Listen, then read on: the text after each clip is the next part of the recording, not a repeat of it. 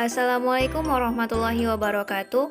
Perkenalkan, saya Wafika Sabrina, mahasiswa Institut Agama Islam Negeri Bukit Tinggi, jurusan Komunikasi Penyiaran Islam dengan NIM 4319037. Kali ini saya akan menjelaskan materi mata kuliah Komunikasi dalam Al-Quran yang membahas tentang etika komunikasi dalam Al-Quran.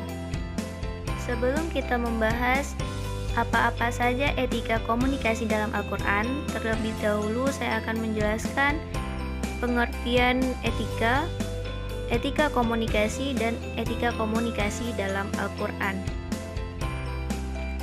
Etika adalah ilmu tentang kesusilaan yang mengatur bagaimana sepatutnya manusia hidup di dalam masyarakat, yang melibatkan aturan atau prinsip yang menentukan tingkah laku yang benar, yaitu baik dan buruk, atau kewajiban dan tanggung jawab.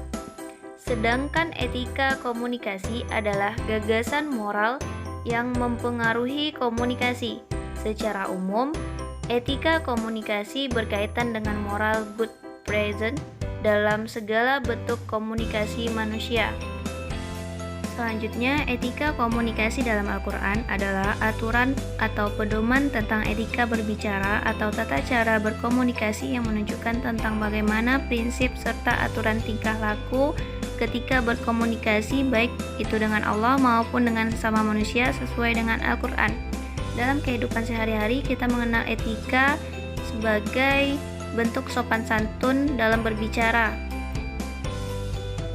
Pembahasan selanjutnya yaitu tentang etika komunikasi dalam Al-Quran. Yang pertama, berkata benar. Sebagaimana firman Allah Subhanahu wa Ta'ala dalam Quran Surah Al-Ahzab ayat 70 yang berbunyi, Bismillahirrahmanirrahim, Ya ayyuhalladzina amanu taqullaha wa qulu qawlan sadida, yang artinya, wahai orang-orang yang beriman, bertakwalah kamu kepada Allah dan ucapkanlah perkataan yang benar. Nah, dari ayat di atas, Allah Subhanahu wa Ta'ala memerintahkan manusia untuk senantiasa bertakwa yang dibarengi dengan perkataan yang benar. Jadi, perkataan yang benar merupakan etika komunikasi yang ada di dalam Al-Quran.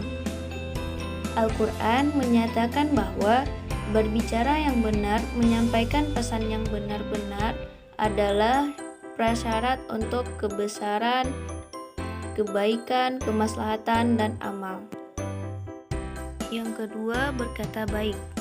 Allah Subhanahu wa Ta'ala berfirman yang artinya, perkataan yang baik dan pemberian maaf lebih baik daripada sedekah yang diiringi tindakan yang menyakiti.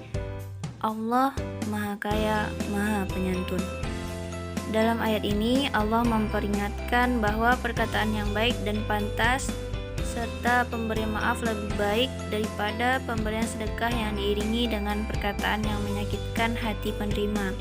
Dalam komunikasi, tidak hanya perkataan yang benar saja kita perhatikan, namun apa yang kita ucapkan harus diperhatikan pula. Apakah perkataan kita menyakiti perasaan seseorang atau tidaknya.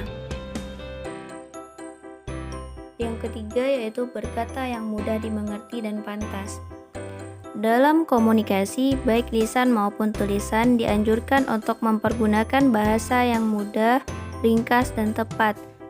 Di dalam Al-Quran juga menganjurkan untuk melakukan komunikasi dengan mempergunakan bahasa yang mudah dimengerti dan pantas untuk diucapkan. Allah Subhanahu wa Ta'ala berfirman yang artinya, dan jika engkau berpaling dari mereka untuk memperoleh rahmat dari Tuhanmu yang engkau harapkan, maka katakanlah kepada mereka ucapan yang pantas. Quran Surah Al-Isra ayat 28. Maisuro seperti yang terlihat pada ayat di atas sebenarnya berakar pada kata yasara, yang secara etimologi berarti mudah atau pantas. Sedangkan kaulan maisuro menurut Jalaluddin Rahmat sebenarnya lebih tepat diartikan ucapan yang menyenangkan. Lawannya adalah ucapan yang menyulitkan. Bila kaulan ma'rufa berisi petunjuk via perkataan yang baik, kaulan maisuro berisi hal-hal yang menggembirakan via perkataan yang mudah dan pantas.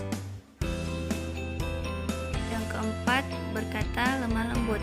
Allah Subhanahu wa Ta'ala berfirman dalam Quran surah Toha ayat 44 yang artinya, maka bicaralah kamu berdua kepadanya dengan kata-kata yang lemah lembut, mudah-mudahan dia sadar atau takut. Nah, Islam mengajarkan agar menggunakan komunikasi yang lemah lembut kepada siapapun, dalam lingkungan apapun.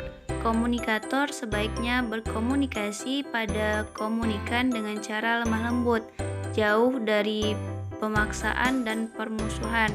Dengan menggunakan komunikasi yang lemah lembut, selain ada perasaan persahabatan yang menyusup ke dalam hati komunikan, ia juga berusaha menjadi pendengar yang baik. Demikian penjelasan mengenai etika komunikasi dalam Al-Quran.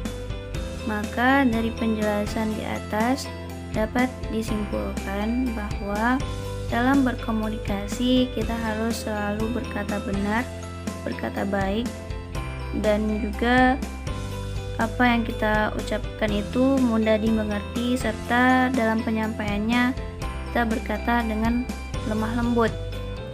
Dengan begitu kita dapat menghindari kesalahpahaman dan permusuhan yang terjadi karena salah pemahaman atau kata-kata yang kasar yang terlontarkan ketika kita berkomunikasi dengan orang lain. Sekian, terima kasih. Wassalamualaikum warahmatullahi wabarakatuh.